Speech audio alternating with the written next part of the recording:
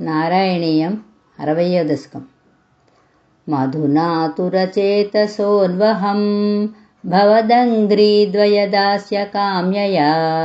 యమునాతటసీం నిసైకతీం తరళాక్ష్యో గిరిజాం సమార్చిచన్ తవ నామ కథారథాః సమం సుదృశః ప్రాతరుపాగతా నదీం ఉపహారసతైరపూజయన్ దయితో నందసుతో భవేదితి ఇతి మాసముపాహితవ్రతాః తరళాక్షీరభివీక్ష్యతా భవాన్ కరుణామృదులో నదీతటం సమయాసీత్ తదనుగ్రహేచ్ఛయా నియమావసితౌ నిజాంబరం తటసీమన్యవముచ్యతాస్తదా యమునా జలఖేళనాకులాః పురతస్త్వామవలోక్య లజ్జితాః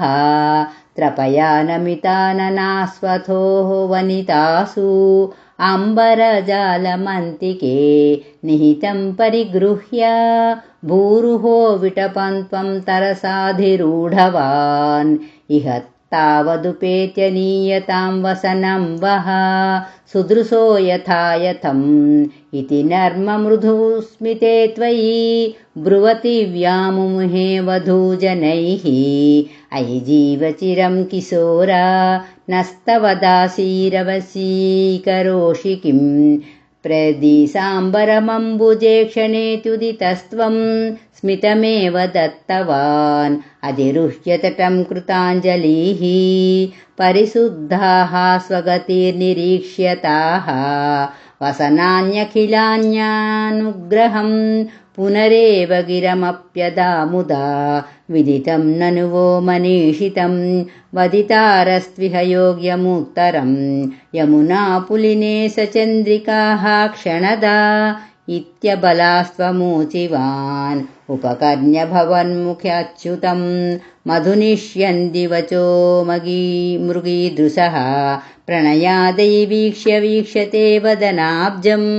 శనకైర్గృహం గతాః ఇతి నన్వనుగృహ్య పల్లవీర్ విపినాంతేషు పురేవ సంచరన్ కరుణాశిశిరో హరే హరత్వరయా మే సకలా మాయావలీం. గోపికా జీవనస్మరణం గోవింద గోవింద.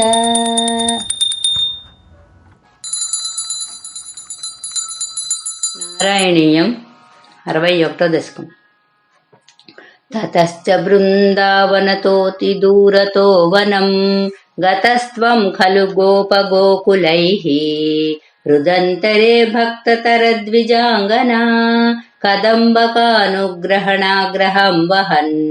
తతో నిరీక్ష్యాశరణే వనాంతరే కిశోరలోకం క్షుదితం తృషాకులం అదూరతో యజ్ఞపరాన్ ద్విజాన్ ప్రతి వ్యసర్జయో దీదివ్యాచనాయతాన్ గతేష్వథో తేష్వభిద్ధాయ తేభిద్ధాం కుమారకేష్వోదనయాచిషు ప్రభో శ్రుతిస్థిరా అప్యభినిన్యురశ్రుతిం న కించిదుచుశ్చ మహీసురోత్తమాః అనాదరాత్ ఖిన్న ధియో హి బాలకాః సమాయయుర్యుక్తమిదం హి యజ్వసు చిరాదభక్త్యా ఖలు తే మహీసురాః కథం హి భక్తం త్వయితైః సమర్ప్యతే నివేదయద్వం గృహిణీ జనాయ మాం దిశేయురన్నం కరుణాకులాయిమాః ఇతి స్మితార్ధ్రం భవతేరితా గతాస్తే దారకాద్దారజనం యయాచిరే గృహీతనాంని త్వయి సంభ్రమాకులా చతుర్విధం భోజ్యరసం ప్రగృహ్యతాః చిరం ధృతత్వత్ ప్రవిలోకనాగ్రహాః స్వకైర్నిరుద్ధా అపితో న మాయయుః విలోలపింఛం చికురేకపోలయోః సముల్లసత్కుండలమార్ద్రమీక్షితే నిధాయ బాహుం సుహృదం ససీమని స్థితం భవంతం సమలోకయంతతాః తదా చ కాచిత్వద్దుపాగమోద్యతాః गृहीतहस्तादैतेन यज्वनः तदैव सञ्चिन्त्य भवन्तम् अञ्जसा विवेश कैवल्यमहोकृतिन्यसौ आदाय भोज्यान्यनुगृह्यताः पुनः स्वदङ्गसङ्गस्पृहयोज्यते गृहम् विलोक्य यज्ञाय विसर्जयन्निमाश्च कर्ता भर्तॄन् पिता स्वगर्हणान् निरूप्य दोषं निजमङ्गनाजने विलोक्य भक्तिं च पुनर्विचारिभिः प्रबुद्धतत्त्वैस्त्वमभिष्टुतो द्विजैः मरुत्पुराधीश निरुन्धि मे गदान्। गोपिका जीवनस्मरणं गोविन्द गोविन्द।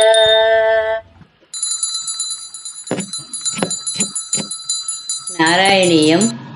62వ దశకం. కదాచిత్ గోపాలాన్ విహితమఖ సంభార విభవాన్ నిరీక్ష్య త్వం సౌరే మఘవమదముధ్వంసితుమనాః విజానన్నప్యేతాన్ వినయ మృదు నందాదిపశుపాన్ अपृच्छः को वायं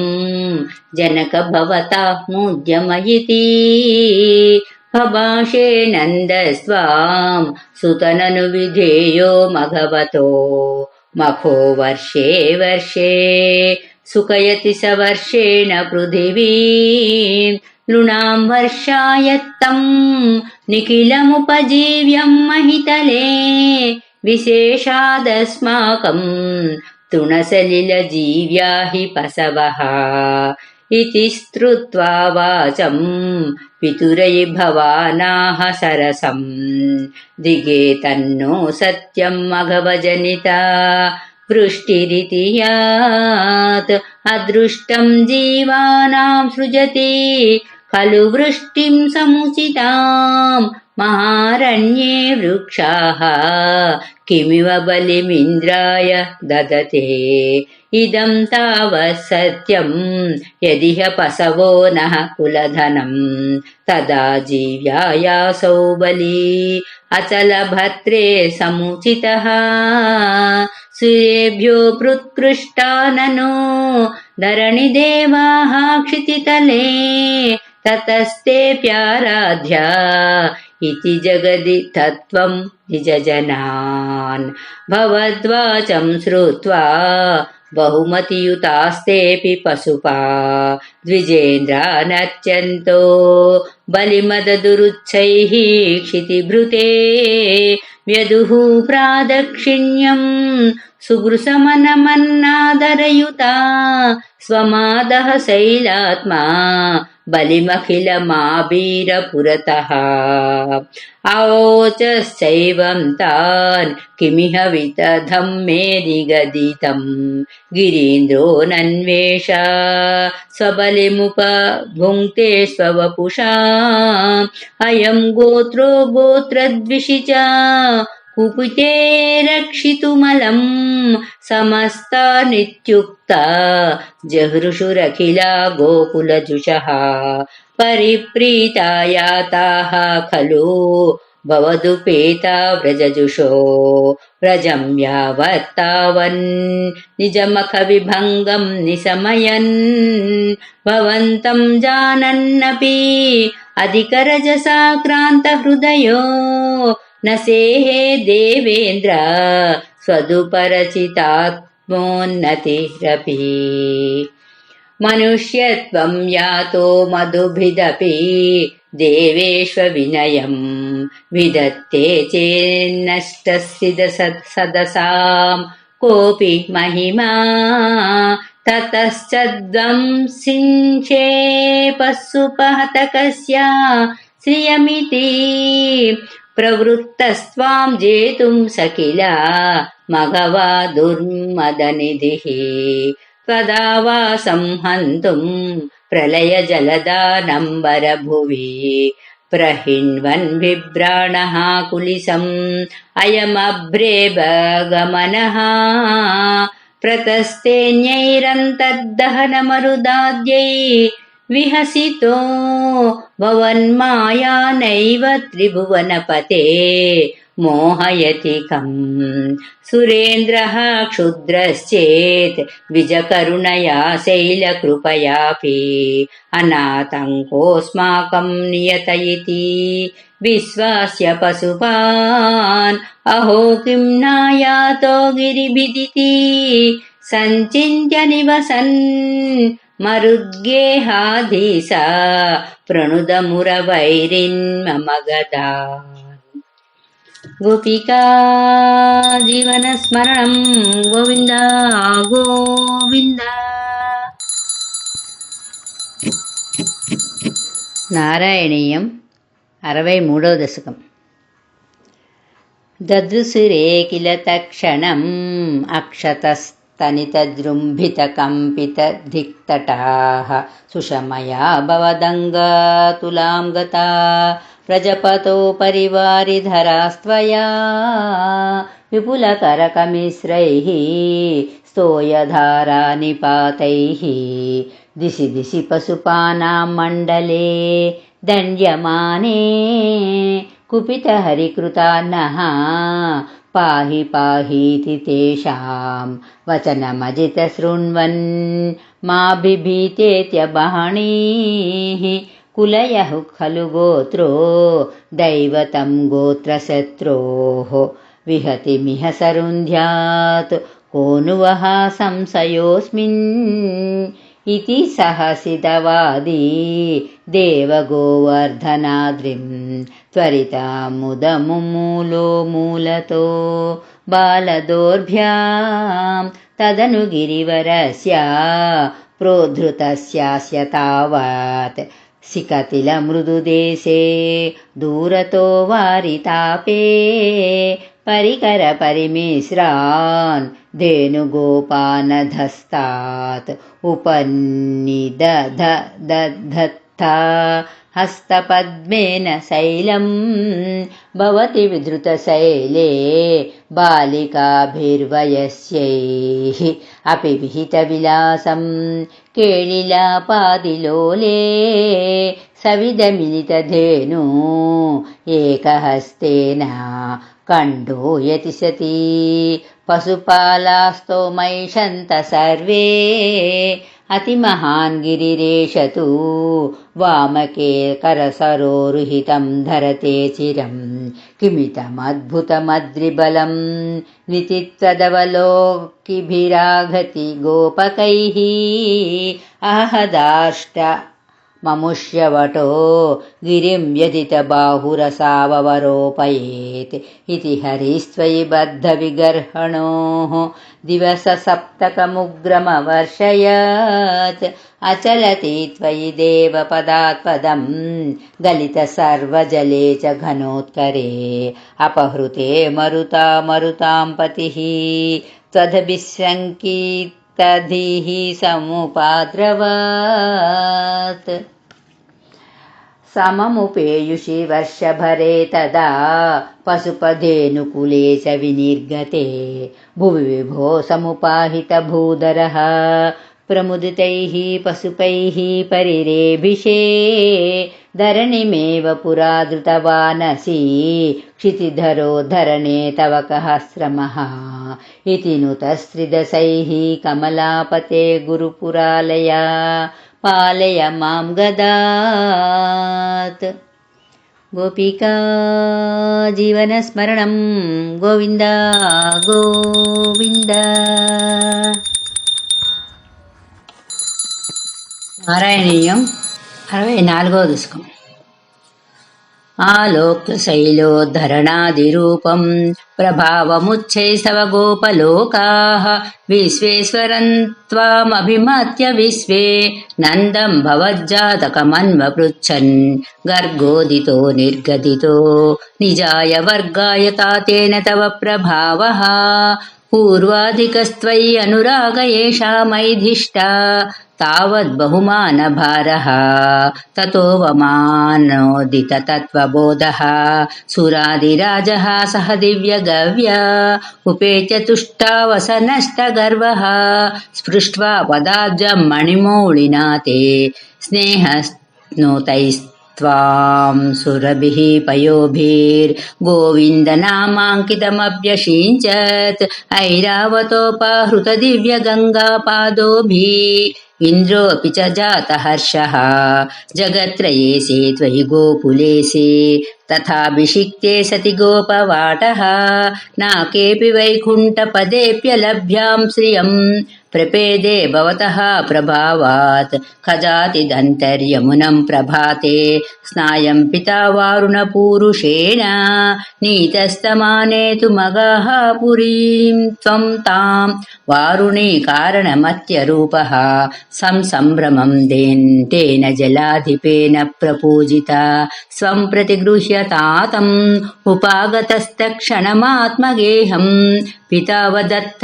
चरितं निजेभ्यः हरिं विनिश्चित्य भवन्तम्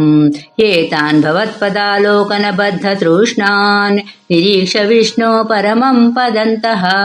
दुरापमन्यैस्त्वमदीदृशस्तान् स्फुरत्परानन्दरसप्रवाहः प्रपूर्णकैवल्यमहापयोधौ चिरं निमग्नाः खलु गोपसङ्घाः स्वयैव भूमन् पुनरुद्धृतास्ते करबदरवदेवं देवकुत्रावतारे निजपदमनवाप्यं दर्शितं भक्तिभाजां तदिह पशुपरूपी त्वं हि साक्षात् परात्मा पवनपुरनिवासिन् पाहि मामयेभ्यः गोपिका जीवनस्मरणं गोविन्द गोविन्द నారాయణీయం 65వ దశకం గోపీజనాయ కథితం నియమావసానే మారోత్సవం త్వమధ సాధయితుం ప్రవృత్తః సాంద్రేణ చాంద్రమహసా శిశిరీకృతాసే ప్రాపూరయో మురళికాం యమునా వనాంతే సమ్మూర్ఛనా విరుదితస్వరమండలాభిః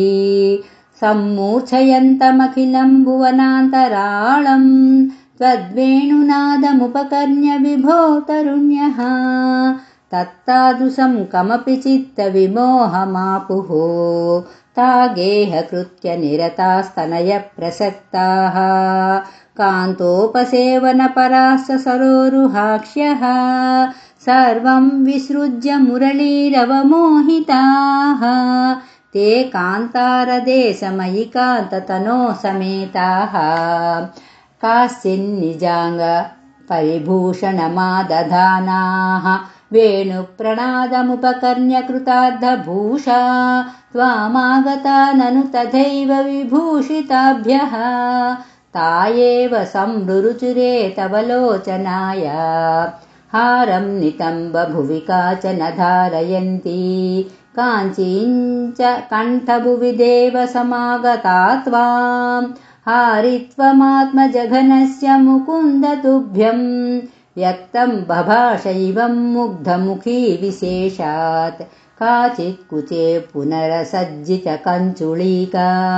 व्यामोहतः परवधूभिरलक्ष्यमाणा त्वामाययौ निरुपमप्रणयातिभारा राज्याभिषेकविधये कलसीधरेव काचित् गृहात् किल निरेतुमपारयन्त्या त्वामेव देव हृदये सुदृढं विभाव्य देहं विधूय परतित्सुकरूपम् एकं त्वामाविशन् परमीमादनुधन्यधन्याः जारात्मना न परमात्मतया स्मरन्त्यो नार्यो गताः परमहंसगतिं क्षणेन तं त्वां प्रकाश परमात्मतनुं कथं चित्ते वहन्नमृतमस्रमस्नुवीय अभ्यागताभिरभितो व्रजसुन्दरीभिः मुग्धस्मिताग्रवदनः करुणावलोकी निःसीमकान्तिजलधिस्त्वमवेक्ष्यमाणः विस्वैकहृद्य हर मे परमेश रोगान्। गोपिका जीवनस्मरणं गोविन्द गोविन्द।